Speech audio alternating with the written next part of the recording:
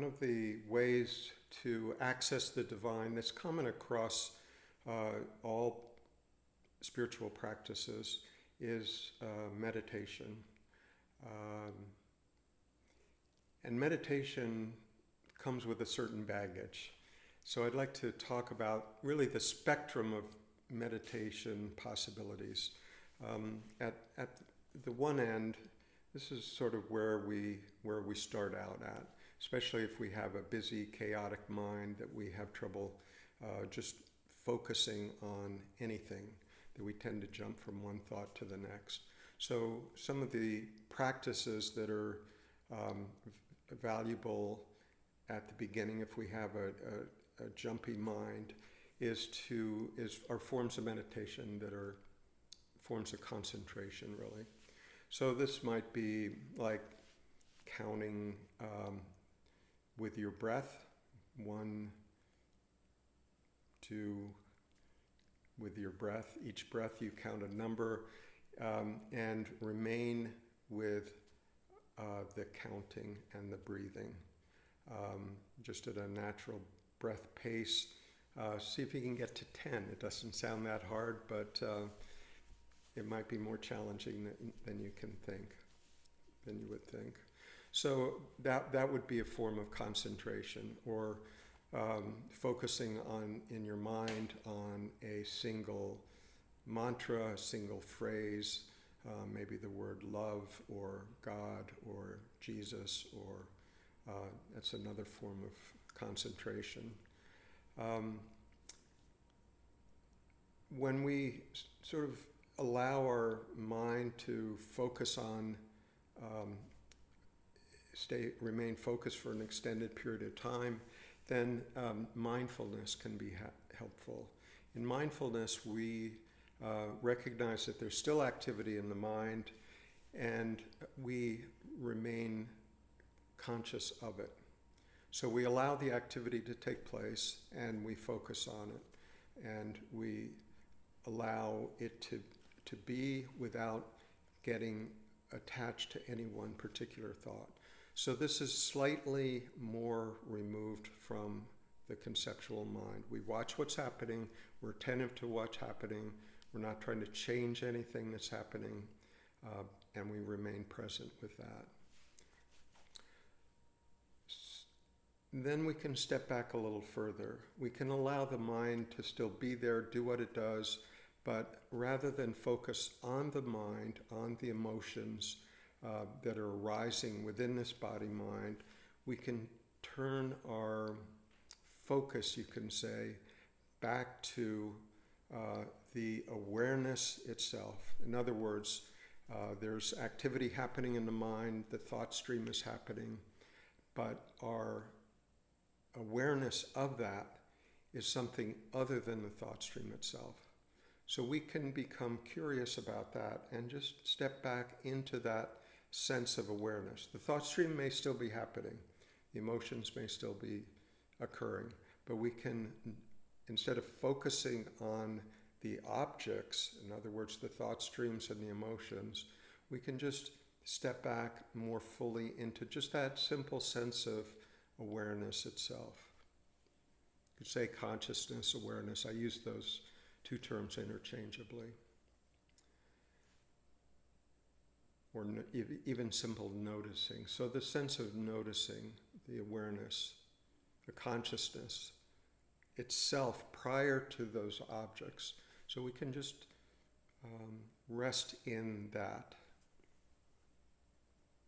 So that's becoming, in a sense, more distant from the mind. The mind still may be there, but our attention is really elsewhere. And we can notice that we can't really look at that awareness because that awareness is what's looking, right? So it's really the subjectivity itself, that deepest sense of I, we realize is what's looking, not what it's looking at. Whatever it's looking at can change. So meditation can be a sort of further exploration our inner self by just stepping back into that sense of awareness. And then a further stepping back is just allowing whatever to arise within that consciousness, recognizing that consciousness exists and things arise within consciousness. So a thought may arise in consciousness. We can see it as arising within that field. Consciousness is not disturbed by it. An emotion may arise from the perspective of consciousness. That emotion isn't a problem, no matter what the emotion is. So we can allow this meditation to occur in this way by allowing things to arise if they do. If nothing arises, that's beautiful also, and to rest in that. So this is the sort of spectrum of meditation possibilities. It's not that one's right, one's wrong. It's like what's appropriate at a particular time. So if we have a busy mind or a busy mind this particular day, maybe it's necessary to just settle in, get grounded in our own presence by using more concentrated practices. And then once we've established ourselves in our own seat, so to speak, we can step back into awareness. So this is really the possibility of meditation, is to really allow ourselves the space to sense into our own deepest nature, really, which is this sense of simple consciousness, simple sense of I am, simple sense of I exist now, here, without the expectation to achieve anything, without the desire to change our state into something more peaceful, more pleasant, spiritual recognition, spiritual enlightenment, none of that. Just allowing us to step into our deepest nature and relax in that, nothing more. And if something arises, we can allow it to arise. My sense is that if something arises in our consciousness, it's meant to arise. It's not something that we should try to get rid of.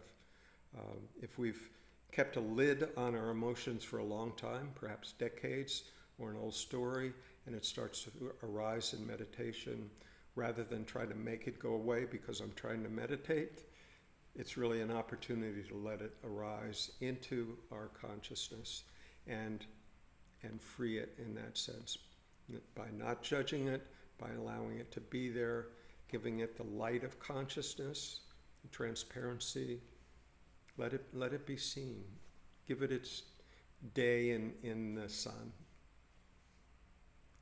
And this is really the opportunity of meditation. It's really an opportunity to see how our mind works, how the mechanism of our mind works, and to recognize the possibility of our inherent, everyday, always present consciousness that's taking in the whole show. The stories, the old memories, painful events of the past, fears about the future, anxiety, all of it, all happening within this field of awareness. And that's the possibility during meditation, is to recognize that's what's happening. So it's a very deep practice. I actually prefer the term silent sitting to meditation. Silent sitting takes away all the expectations of what we have all heard meditation should be. An opportunity. We've all heard that meditation should be an opportunity to attain something, to become enlightened, to become especially peaceful or happy. No, it's an opportunity to see actually what's happening, what's going on, and to trust whatever arises within that space to be of benefit to us to see, to recognize, to allow to exist, and to be open and willing to experience that, whatever that may be. Some days restlessness, some days peace, some days happy, some days challenging. It's all okay.